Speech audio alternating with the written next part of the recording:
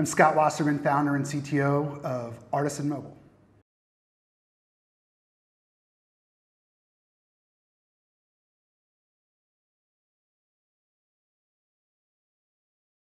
I started programming on the only computer in our school district in 1978, and I was hooked then. So by the time I got to high school, I blew through all the curriculum they had in my freshman year, and I had a teacher, fortunately, that's believed in me, and the last 3 years I was able to do an independent study and learn whatever I wanted. So I had this great head start by the time I got into college and took computer science there. So I started, I didn't really care about what I got paid, and in retrospect it was pretty absurd, like coming out with a college degree.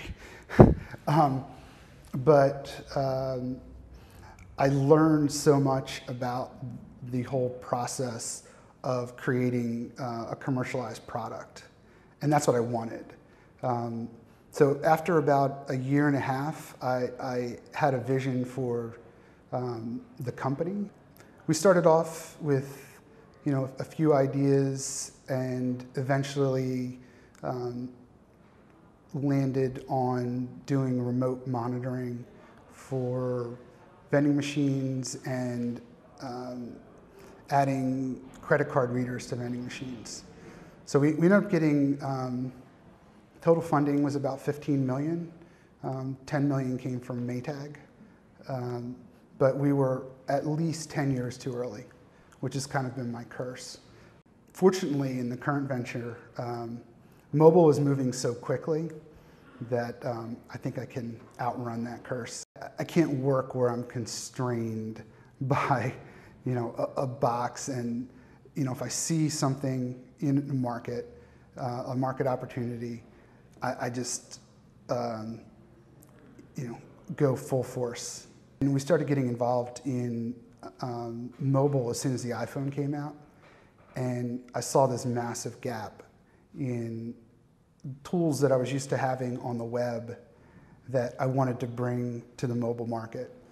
I owe a lot to Mary Meeker. So she does this internet trends report, and at the time she was at Morgan Stanley, and I got a hold of it, and it was her predictions. This is in 2011.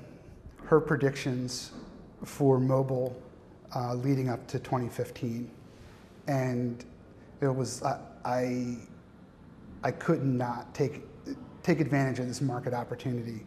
I saw the predicted adoption and the predicted revenue in mobile, and I saw that there weren't tools and there weren't developers to fill those gaps, and I had to start App Renaissance.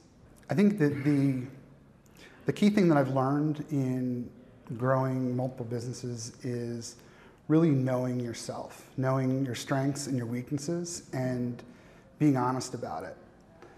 And then surrounding yourself with a team that is much better than you in those weaknesses. There's certain areas that I will admit that I'm not great at. So everything from paperwork to finance, to sometimes just day-to-day project management. And fortunately, I've had the opportunity to surround myself with an incredible team. You really have to be honest with yourself, because it doesn't help anybody. And I've seen a lot of businesses fail because of that. I think to be commercially successful, you have to be honest with yourself about the skills that it took to get a company launched are not necessarily the same skills that are necessary to get commercial viability and long-term growth. And I think a lot of people have trouble making that pivot, because it is really difficult to admit that you're maybe you do have shortcomings. When I see an opportunity, I literally get completely OCD about it and can't rest until it exists.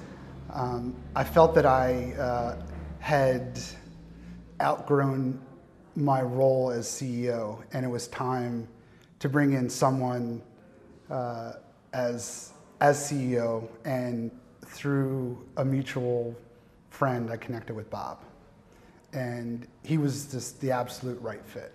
And he was able to come in. I was able to start focusing more on tech. He handled fundraising, kind of like steering the ship. And frankly, it was such a relief. I didn't realize how stressed I really was in just handling the mechanics of the business. Like, each person is crucial to the success of the company, and you want to make sure that's the right person. And I also want people that enjoy what they're doing, that have a passion for what they're doing outside of collecting a paycheck. And that's actually like the number one attribute I look for on our development team is, that you've proven that whether it's through volunteering in open source projects to donating your time to one of the universities, that you've proven that you have a passion for development. And it goes a long way. I mean, and you put people like that together in a room, especially like an open floor plan like we have here, and I think magic happens.